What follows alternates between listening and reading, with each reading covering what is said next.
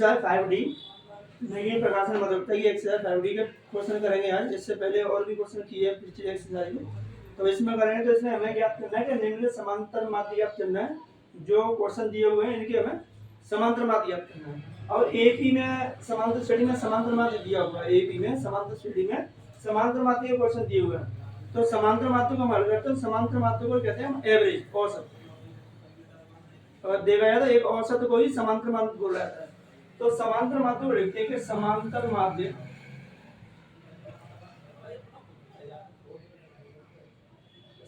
माध्य होता है कुल पदों की संख्या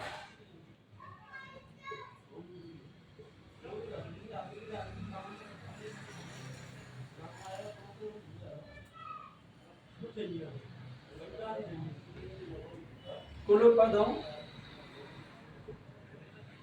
का योग बटे में कुल पदों की संख्या।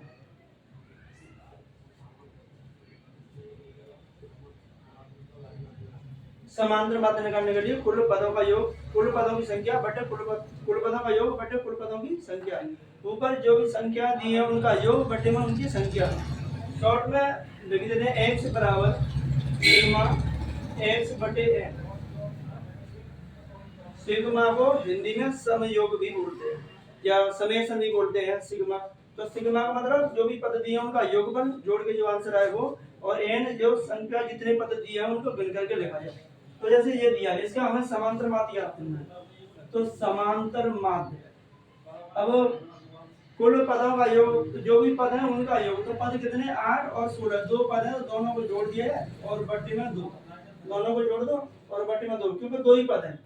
ये पद 2 है और दोनों को जोड़ दिया है तो कितना हो गया 24 बट्टे 2, तो ये आ गया 12। तो 8 और 16 का समांतर माध्य 12 आ गया। यहाँ सेकंड को करते हैं, इसका समांतर माध्य ज्ञात करते हैं। तो माइनस के 6 प्लस के 14 बट्टे 2। और दो ही पद हैं तो बट्टे में 2 ही आएगी, जितनी संख्या उतनी आएगी बट्टे में। तो यहाँ मिलेगा आपको 14 में से 6 घटाए तो 8 बट्टे 2 4।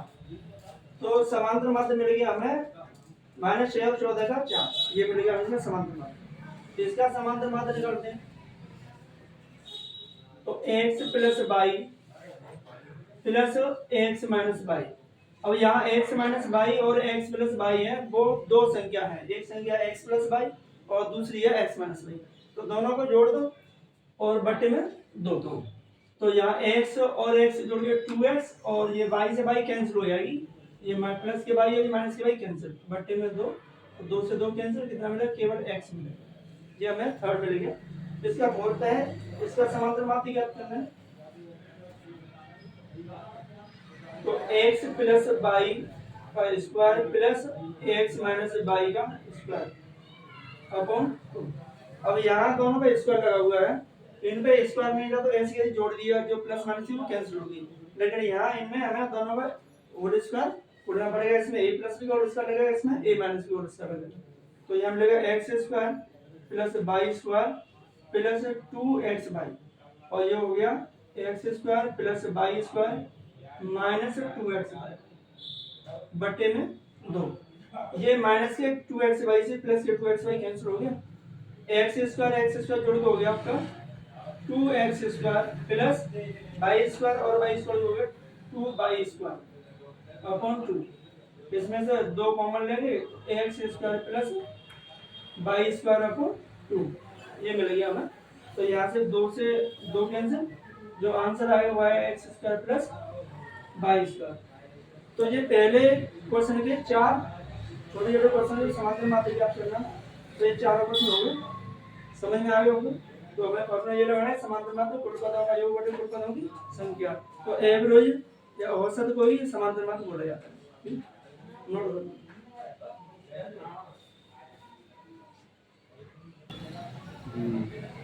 नहीं गली।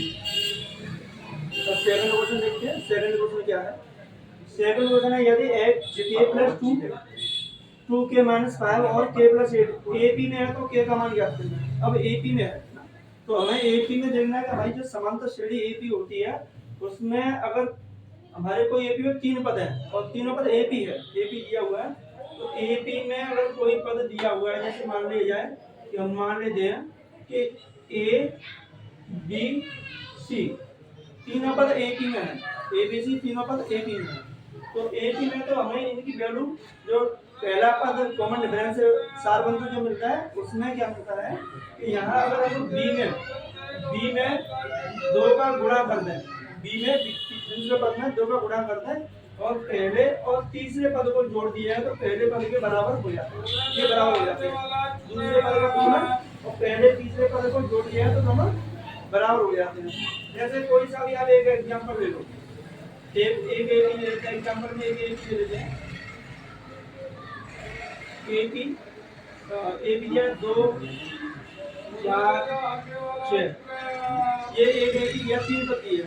तो यहाँ देखते हैं कि अगर बीच में पद में तीसरे पद में 2 का गुणा कर दिया जाए और पहले और तीसरे पद को जोड़ दिया जाए तो दोनों कितने हो जाते हैं, बराबर हो जाते हैं। ये भी हो गया 8 और ये भी दोनों 8 बराबर हो गया। ऐसे ही ये हमारे k + 2 2k - 5 और k + 8 तीनों हमारे ए पी में 3 पद दिए हुए हैं। तो इनमें k की वैल्यू याद करनी है।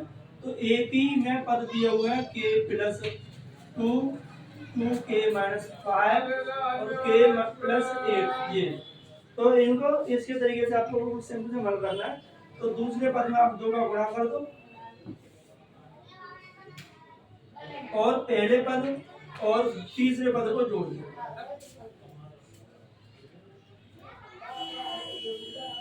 तो यहाँ कितना मिलेगा 4k - 10 और k जुड़ के हो गया 2k + 8 और 2 हो गया 10 जुड़ गया। तो यहाँ से 4k इसे k को अपनी तरफ लाया तो -2k और 10 और इस -10 को तक भेजेंगे तो ये +10। तो यहाँ से कितना बचेगा 2k बराबर ये हो गया आपका 20। तो k बराबर 20/2। k की वैल्यू कितनी मिलेगी हमें, ये हमें मिलेगा k 2 से 20 10 बार के नोट कर लो। अगला क्वेश्चन देखिए तीसरा, एपी में 3 संख्या ज्ञात कीजिए। एक एपी है जिसके में 3 संख्या ज्ञात कीजिए जिनका योग यानी उन 3 संख्याओं का योग 12 है और उन्हीं 3 संख्याओं का गुणनफल 48 है। तो हमें ऐसी 3 संख्याएं ज्ञात करनी है एपी में 3 संख्या ज्ञात कीजिए जिनका योग 12 है और गुणनफल 48 है। तो मान लेते हैं, माना एपी में 3 संख्या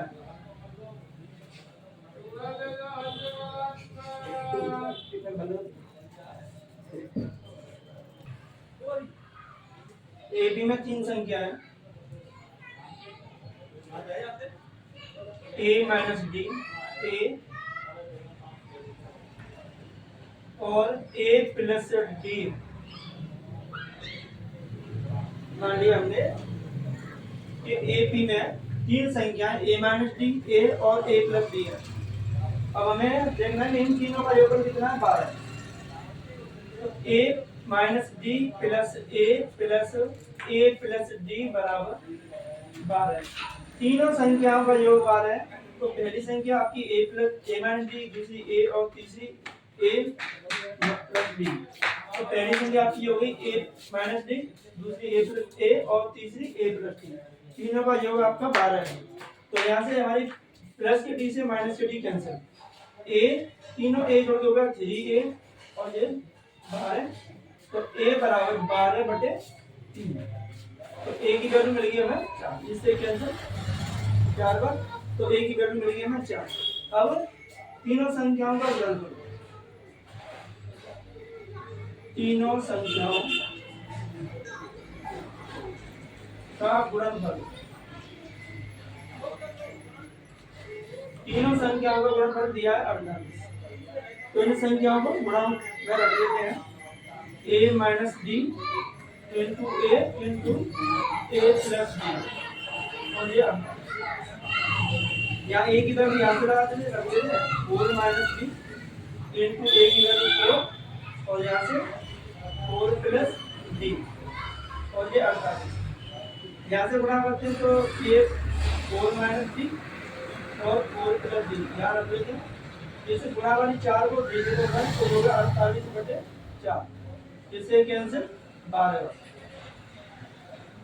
यहाँ मिलेगा ए माइनस डी और ए प्लस डी का फॉर्मूला बना तो ए स्क्वायर माइनस बी स्क्वायर, तो ये हो गया 4 का स्क्वायर माइनस डी का स्क्वायर बराबर है 12। तो यहाँ से इसकी वैल्यू 16 माइनस डी स्क्वायर बराबर 12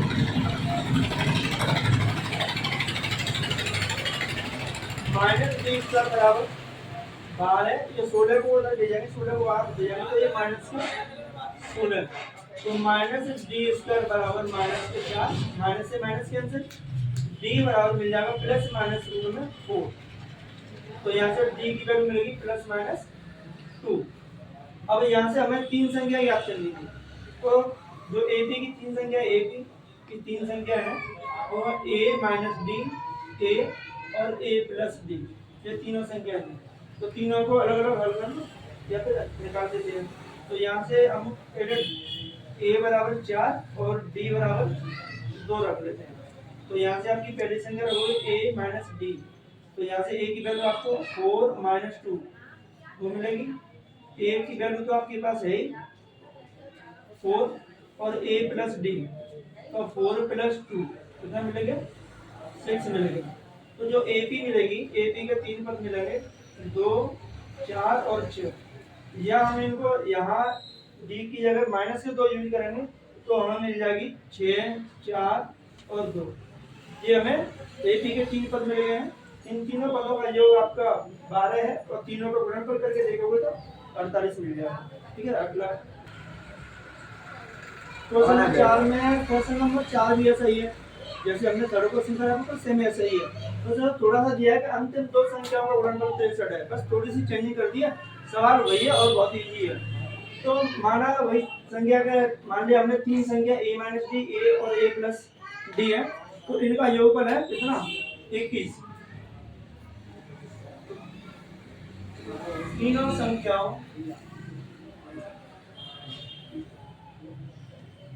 का योग 21 है, तो इन तीनों संख्याओं को प्लस कर दिया है, a minus D plus a और प्लस a प्लस डी बराबर 21। तीनों संख्या प्लस कर ली और तीनों का योगफल 21 है। तो यहाँ से a से b से d कैंसिल, ये जोड़ के होगा 3a बराबर 21, तो a बराबर 21 बटे 3, तो a की वैल्यू मिलेगी हमें 7। अब दे रहा है लास्ट में कि अंतिम दो संख्याओं का गुणनफल 63 है, अंतिम दो संख्याओं का गुणनफल है 63। तो लास्ट की जो संख्या, पहली संख्या a माइनस डी है, दूसरी है a, तीसरी है a प्लस डी, तो लास्ट की दोनों संख्या a और a प्लस डी का जो गुणनफल है वो 63 है। तो यहाँ a into a plus D का जो गुणनफल है वो 63, लास्ट के दोनों पद a और a प्लस डी का गुणनफल 63 है। तो यहाँ से a की वैल्यू हमें मिल रही 7 इंटू 7 प्लस डी बराबर ये आपका 63। तो यहाँ से 7 प्लस डी, ये 7 जो गुणा है ये जाएगी भाग में, और भाग वाली संख्या लग जाती है बट्टे में, तो इसे कैंसिल 9 बार। तो यहाँ से मिलेगा हमें 7 प्लस डी इक्वल टू 9, तो डी बराबर 9 माइनस 7, तो डी बराबर मिलेगा हमें 2। तो डी की वैल्यू हमें मिल गई और ए की वैल्यू मिलेगी। तो तीनों संख्या ज्ञात करनी थी। तो यहाँ से पहली संख्या a माइनस डी, तो a की वैल्यू 7 माइनस और d की वैल्यू 2, तो यहाँ से मिलेगी 5। दूसरी संख्या a की वैल्यू पहले से 7 मिली है, और तीसरी संख्या